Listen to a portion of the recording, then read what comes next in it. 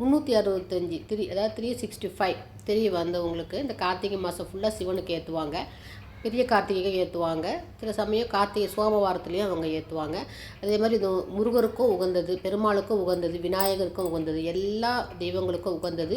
ஒரு வருடம் ஃபுல்லாக அந்த 365 நாள் கணக்கு வச்சு அவங்க ஏற்றுற திரி.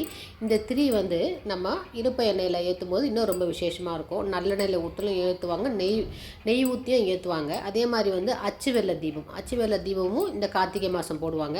மாவிளக்கில் 365 திரி வச்சும் ஏற்றுவாங்க. நெல்லி விளக்கு, குபேரருக்குடைய நெல்லி விளக்கும் இந்த வந்து கார்த்திகை மாதத்தில் ஏற்றுவாங்க. இந்த நெல்லி மர வழிபாடும் இந்த கார்த்திகை மாதத்தில் விசேஷமாக பண்ணுவாங்க.